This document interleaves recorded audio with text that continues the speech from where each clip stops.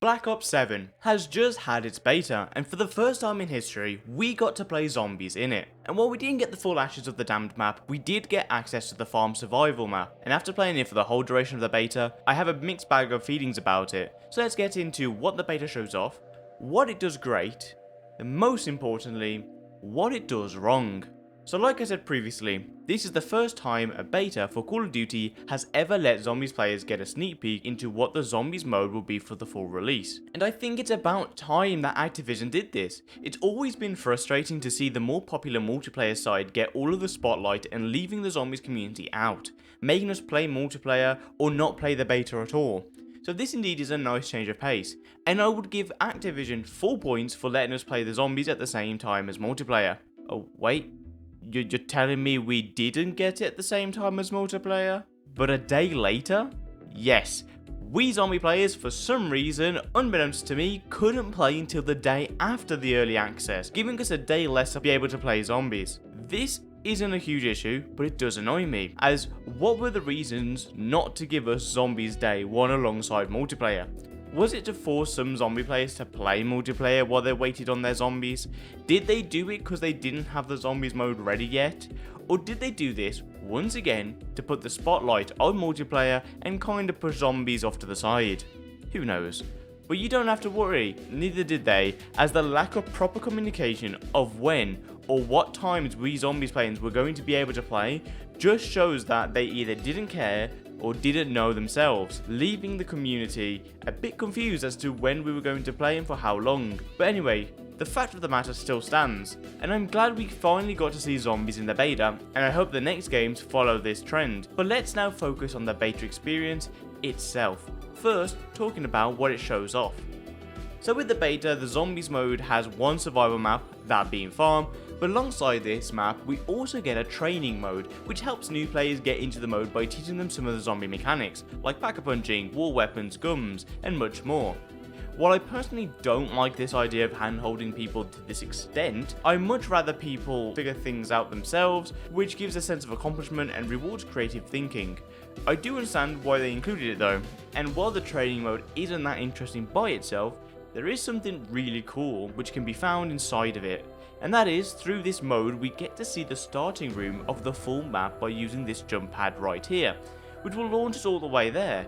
I don't know if this was intended, or a little sneak peek, or a little Easter egg, but it's kinda cool to be able to see this little bit of the map before we get it in November. So with the new map, I bet you're expecting new mechanics. Honestly, there really isn't anything new. The guns work the same rarity system, same pack-a-punch, same box with a different skin, same perk system, really nothing new. The only thing new the beta shows off is giving us access to try out the new field upgrade. Well, new. Returning from Cold War, and the next alternative ammo type, and again, it's not really new, as it comes from BO3. Something new that they did add though, which I don't know if it's going to be a new gameplay feature or it's just for the beta, or maybe map specific, is this trash bin right here, which lets you turn your guns into scrap, with the amount being depending on your gun's level. The higher tiers of rarity giving more scrap than the lower tiers. This is currently abusable in the beta by using a trick with weapons that have alt fire, which makes it so the gun isn't actually consumed when giving it to the trash bin. I'm guessing this will be patched when the game's fully out. Plus, it's kind of OP giving 1000 scrap for a legendary weapon, being able to do this 3 times around, which is 3000, which is nearly a Mutiny Injector or 3 RCXD cards, which we'll get into soon. Plus, being able to give you a free ray gun, with the probability of this being quite high, turns this trash bin into the opposite of trash. And even if they do end up patching this, being able to get a legendary gun from the box for 950 points and turn that straight into 1000 scrap is already OP enough. And finally, the only other new thing added are the new enemy types, those being the new Elite Bear and the new special rounds being Ravagers. And I hate to be the bearer of bad news, but we also got the return of the goddamn Doublegast. And I am already so flipping tired of this enemy. So with all the things that are shown off in the beta, let's get into what's good about it. Starting off with the atmosphere. Hands down, I think this is the best thing about the beta. The map does wonders, and probably feels like a zombies game. It's dark, it's gloomy, I feel like I'm trying to survive, with all the odds stacked against me. The broken down barns in the middle of the forest really hits home that we're in the worst place possible, the dark ether.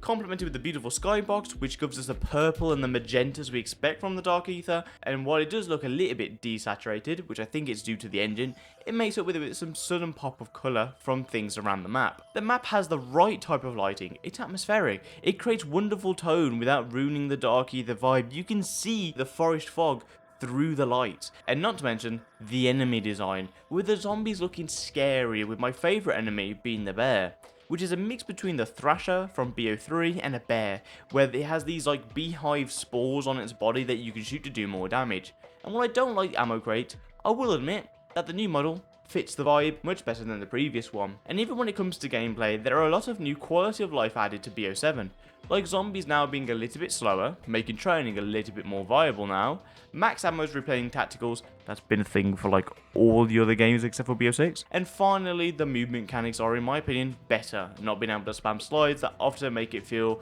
more grounded in reality.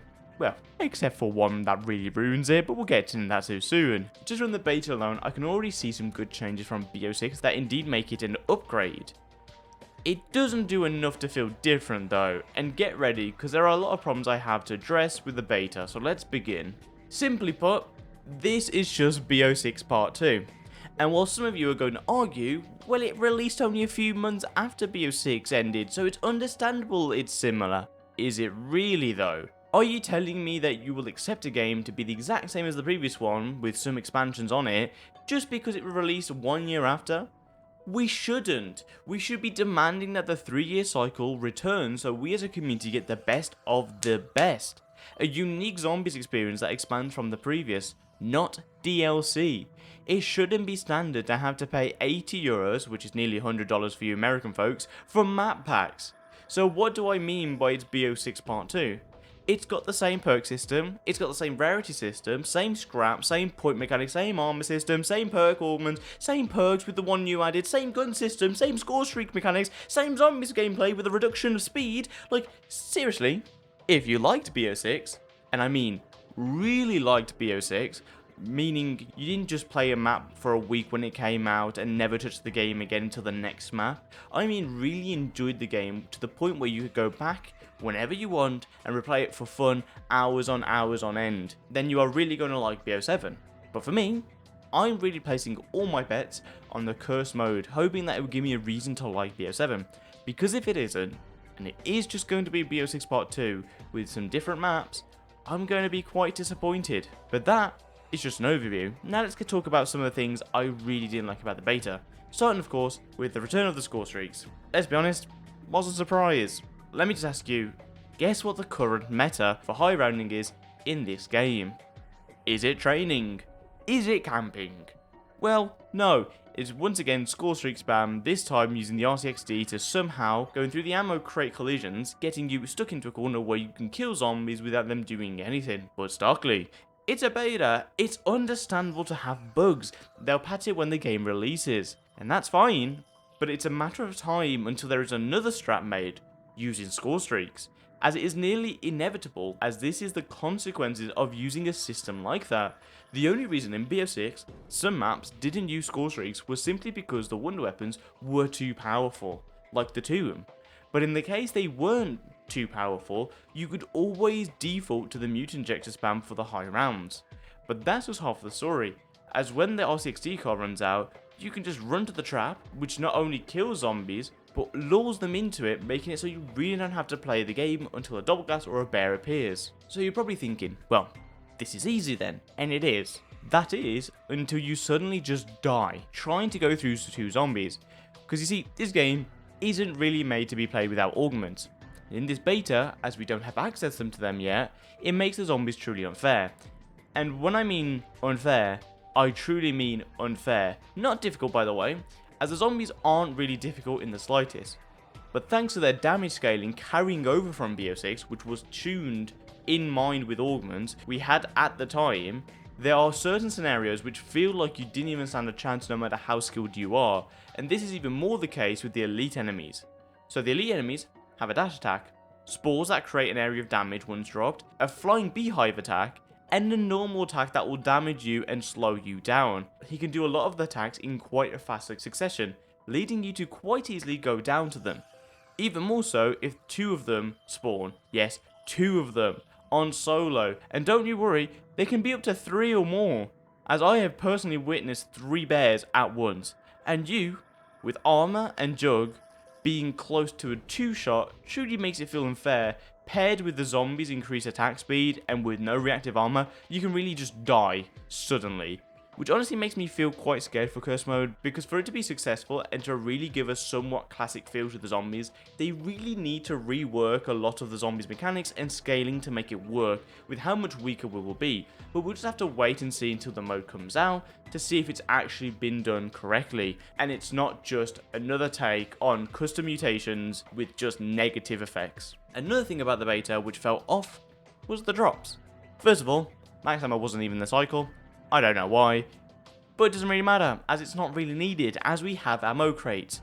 Go check out my video on that topic, but don't know whether it was a survival map specific game mechanic or just a bug, but you could only get max ammos from the special rounds, which sometimes the rounds would end without you even getting one if they managed to escape or glitch through the map as they commonly do. Apart from max ammos, the free perk also felt a bit inconsistent. I only ever got 1 drop of it. Throughout the whole time I played the beta, I have never gotten one. And I've gone through the cycle quite a few times. Finally, the cycle itself seems a bit broken, as I barely got drops. I don't know if there is a problem, as I do know they did say they were tweaking it a little bit, but I do hope for the full release, it goes back to the usual 4 drops a round spread out during the round, where you'll be able to get them from random chance or points. And finally, the gameplay mechanics I didn't quite enjoy, being armor and the jump mechanic. As for some reason, plating felt really inconsistent. Sometimes I would plate when running, sometimes I couldn't, sometimes it would apply, sometimes it wouldn't. Overall felt quite janky and needs some rework, as I think the issue stems from the fact that they removed the tack sprint, but it could also be thanks to a default option when it comes to plate behaviour, but I didn't look into it that much. And when it comes to jumping, I don't think being able to jump off a 90-degree wall gaining incredible height is what is needed for this game. Even more so when it doesn't improve the gameplay, as zombies will still be able to hit you, making the movement mechanic a novelty idea. What I really think happened is that they made it for multiplayer and were too lazy to remove it for zombies. Did I find this beta fun? Kinda. I was playing in another video, I do think modern zombies are fun to a certain degree. I think they have a problem when it comes to replayability and not giving us an engaging, unique feel. Do I recommend you pay €80 for the game? Not at all. Don't waste your money on BO6 Part 2. And like I said for BO6, I recommend either paying €15 for Game Pass to test it out yourselves and come up with your own opinion, or at least wait until the Curse Mode comes out to see what uniqueness that brings.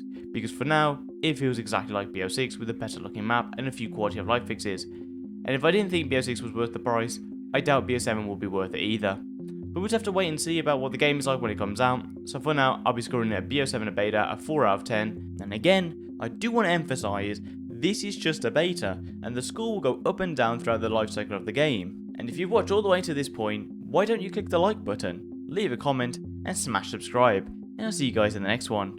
Bye!